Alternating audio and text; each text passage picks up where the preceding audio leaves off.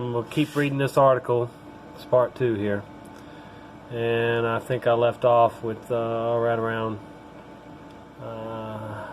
Spain is ranked 4th, then Germany, then South Korea, and France. The United States is now with 6,519 cases and 150 deaths. There are 157 nations that have now been introduced to the new strain of coronavirus. However, most of these countries have 20 individuals or less who have been affected by it. We think of our brethren in Ghana, whereas writing this, there were only 7 reported cases in the nation, including 2 foreigners who brought it into Ghana. However, as morbid as the coronavirus is being portrayed, we must remember it pales in comparison to the number of people who have died from the flu this year. For example, since October, influenza has infected as many as 45 million Americans and killed as many as 46,000, CDC estimates. There is no panic over the flu crisis in our country, and then there are 647,000 who die from heart disease in America, marking 1 out of every 4 deaths in this country. Last year alone, cancer killed 606,880 in America. In our country, approximately 39,000 people die yearly in automobile accidents, while an additional 4.4 million are injured in such accidents. In light of these sobering statistics, we once again wonder why the hysteria concerning this strain of coronavirus has so consumed the media and the governments at this hour in our history. Once again, it comes back to the unknown factors. How fast will it spread? Do we believe the fatality rate will be higher than the flu? Though we may say there is no known remedy for the virus at this time, yet there is also no known true remedy for the common cold. The pandemic cry.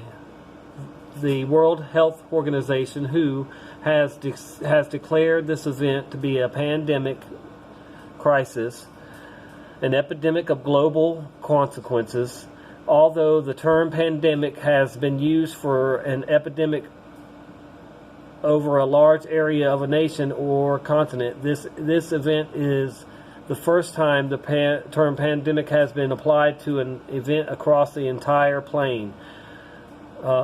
Consequently, because of this magnitude of concern, and with the media feeding this panic moment of universal need, our governments are being forced to consider global control of its people, or they're not being forced, they want to. As we have observed presently, the highest number of cases in China totals 81,102. However, with a population of 1.5 billion, this virus has affected only 1 in 20,000. If their propaganda is to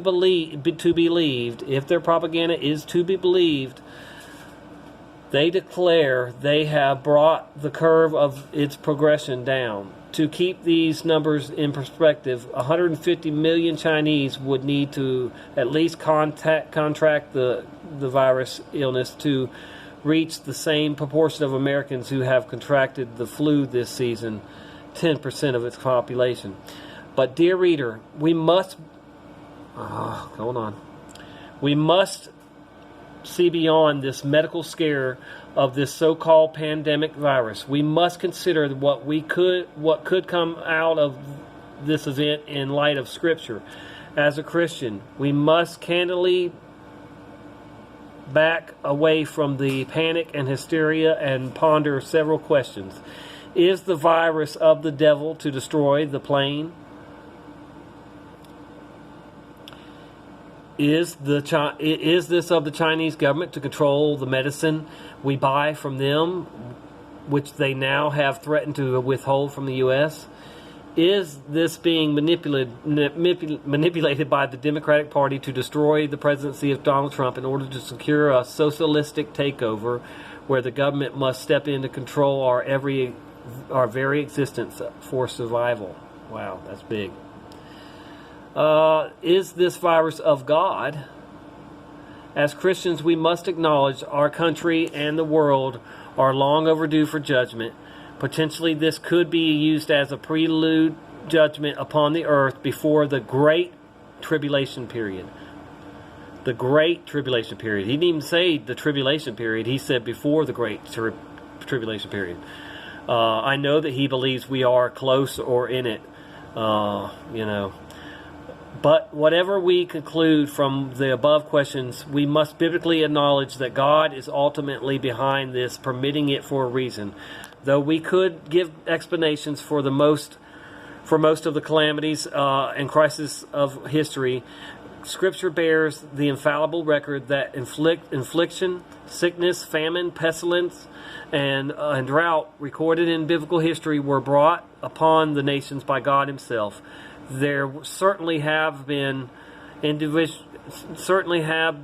unique dealings with individuals such as Job, where Satan prompted his affliction.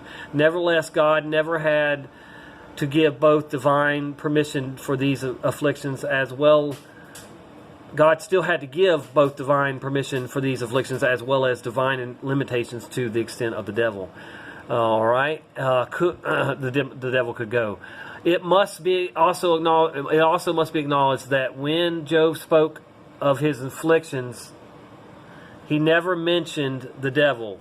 He always spoke only of God. Yet we must rise to a higher perspective, which compels us to discern God's plan for the end time.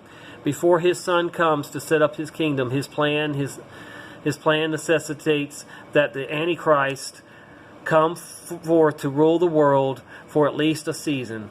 For the Antichrist to come, something or some event must press him forward into the public consciousness. A desperate world will welcome his solutions and unknowingly forward God's plan toward the day of man and fulfilling of the times of the Gentiles. The powers of the dark wisdom arising. And now I'll read that in the next thing because I'm about to run out of memory again. So this was part 2, and I'll upload it, and then I'm going to go ahead and make part 3 and continue on reading this from my hometown pastor, his take on the coronavirus. Thanks, guys. All right, see you in the next one.